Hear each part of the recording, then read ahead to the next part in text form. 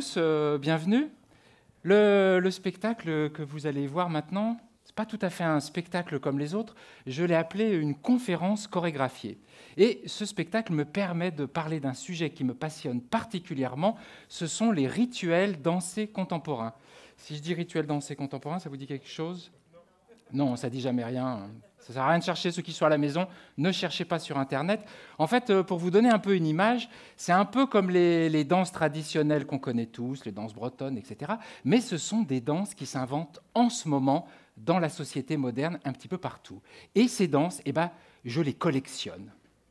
Depuis le début de ma carrière, depuis plus de 25 ans, je m'amuse à les rechercher un petit peu partout, ces rituels dansés contemporains. Je profite des tournées de la compagnie Propos, que je dirige, ou même parfois de mes voyages personnels, pour enquêter et pour collecter ici ou là ces danses qui sont généralement inconnues, en dehors évidemment des personnes qui les pratiquent. Voilà, c'est cet inventaire, le fruit de plus de 25 années de recherche que je vais partager avec vous maintenant. Alors, au fil des années, j'ai trouvé des centaines et des centaines de danses, donc évidemment, je ne vais pas tout vous montrer, ça serait beaucoup trop long. J'ai fait, exprès pour vous, une sorte de petite sélection. J'ai essayé de choisir les danses les plus représentatives et puis aussi, quelque part, les plus étranges, parce que vous verrez, de nos jours, on voit tout de même des choses assez bizarres. Alors, pendant le spectacle, comme j'ai commencé à le faire là tout de suite, je vais jouer le rôle d'une sorte de guide. Pour chaque danse, je vais vous raconter où je l'ai trouvée, dans quelles circonstances, etc. Et puis, je vais essayer à chaque fois aussi d'apporter une sorte d'éclairage théorique, que ce soit historique, sociologique ou géographique. Je vois tout le monde qui s'inquiète, là. Les gens qui sont devant l'ordi sont déjà partis. Je ne vais pas faire que parler pendant le spectacle, évidemment. Nous allons d'abord et avant tout vous montrer ces danses en chair et en os. Et en parlant de chair et d'os, je suis venu avec un danseur, Xavier, ici présent. Et donc, tous les deux, on va vous faire des démonstrations de ces rituels dansés contemporains. Alors, je vais immédiatement commencer par le début. La toute première danse. Celle que j'ai trouvée en premier, celle qui m'a donné envie d'en savoir plus, celle qui m'a donné le goût du collectage et de la collection. Alors, je vous peins le tableau. Nous sommes à la fin des années 80, notre époque. Je suis jeune encore, étudiant au Conservatoire national supérieur de musique et de danse de Lyon. Et avec l'ensemble chorégraphique de 3e année, nous sommes en tournée, je crois que c'est en Normandie, Alençon peut-être. Bref, la veille du spectacle, comme c'est naturel, nous sommes logés à l'hôtel. Et en plein milieu de la nuit, alors que j'essaye de dormir pour être en forme pour le spectacle du lendemain, en plein milieu de la nuit, je suis réveillé par une musique. Je me dis, je ne sais pas, ça doit être un mariage, un truc comme ça, j'attends un peu, j'essaie de rester zen, puis ça continue, pendant des heures. Alors au bout d'un moment, quand même, un peu exaspéré et intrigué aussi, je me lève. Je sors de la chambre, j'écoute dans le couloir, je suis le son de la musique, finalement, je descends les escaliers, et en bas, dans l'hôtel, je tombe, tenez-vous bien, dans la salle des petits déjeuners de cet hôtel d'Alençon, sur une joyeuse bande d'hommes d'affaires, de représentants de commerce, en train de danser comme des malades, démonstration avec Xavier.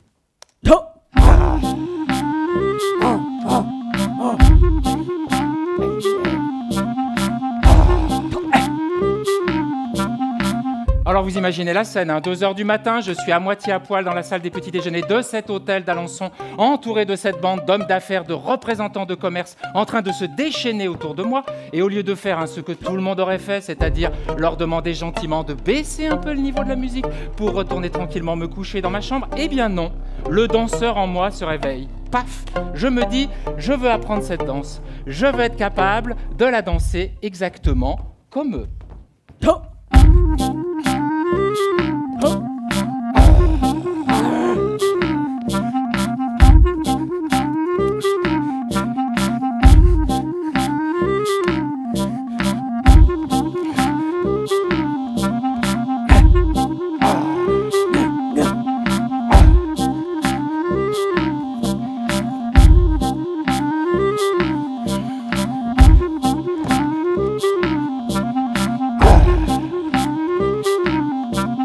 Alors que je vous situe bien les choses, cette danse, qui s'appelle l'Avrop, se pratique dans un milieu extrêmement fermé.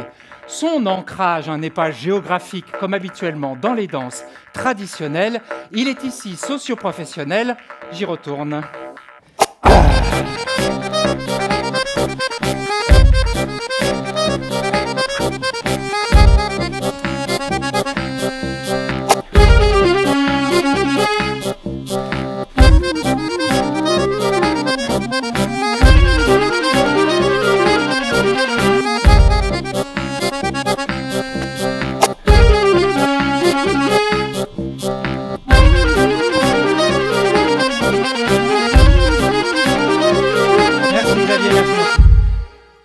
Imaginez un peu les hommes d'affaires, les représentants de commerce, quand ils sont en déplacement, ils se retrouvent dans des hôtels qui ne sont pas forcément hyper sympas.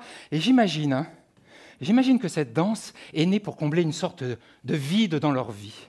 Et c'est précisément la grande mobilité des adeptes de la VROP qui a permis son essor dans toute l'Europe, les plus audacieux ajoutant probablement au passage leur touche personnelle à la chorégraphie, d'où vous l'avez vu son aspect un peu bizarre, hétérogène, on pourrait dire. Un peu d'écoute musicale si vous le voulez bien. On entend les consonances klezmer, la rythmique impaire à 7 temps, et dans la chorégraphie, certains mouvements qui nous rappellent un peu Rabbi Jacob, comme ça. Tout cela nous laisse à supposer une origine probable en Europe centrale. Mais hop, je retourne dans la salle des petits déjeuners pour une version plus conviviale d'avant Covid, une version en couple. T'as pas du gel, toi, non ? Bon.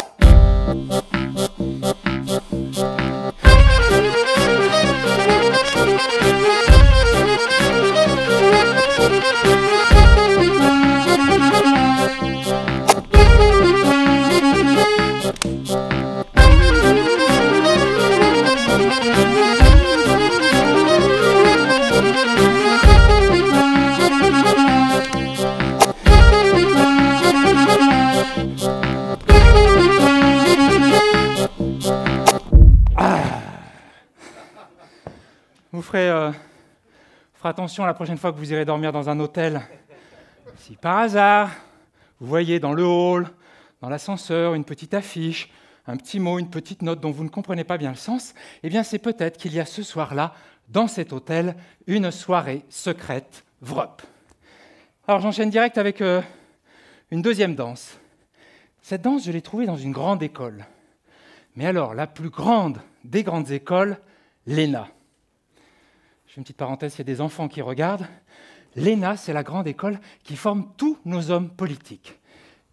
Emmanuel Macron vient de l'ENA, Jean Castex vient de l'ENA, ils viennent tous de l'ENA, les enfants. Si vous voulez réussir, il faut faire l'ENA. Bref, je vous raconte l'histoire. Dans les années 1990, à l'époque où les boys bands étaient bien à la mode, parenthèse, explication, boys band, les boys bands, c'était à l'époque des groupes de jeunes garçons plutôt musclés, qui dansaient torse nu comme ça en chantant des trucs débiles. On voit encore des trucs comme ça de nos jours. Bref, dans les années 90, à l'époque où les boys bands étaient bien à la mode, un petit groupe d'étudiants de l'ENA s'est amusé à créer son propre boys band. Ça n'a pas eu un succès commercial retentissant, il n'empêche.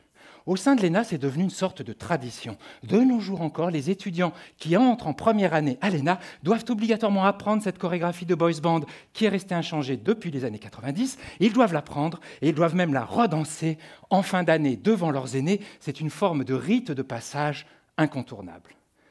Dans la compagnie Propos, nous avons de la chance car nous avons avec nous un énarque en la personne de Xavier Grèce, ici présent.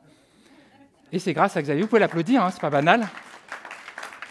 Et évidemment, c'est grâce à Xavier que j'ai connu ce rituel de l'ENA. Je peux leur dire, Xavier, même si ça passe dans le monde entier quasiment. Non. On peut dire quelque part que c'est grâce à cette chorégraphie de boys band de l'ENA que Xavier a pu rebondir dans la danse, au moment où sa carrière politique a lamentablement échoué. Nous allons donc tout de suite vous faire une démonstration de ce rituel de l'ENA. Il faut imaginer nos hommes politiques actuels en train de danser ça, pas maintenant, je vous rassure, quand ils étaient jeunes et fougueux. Xavier, musique.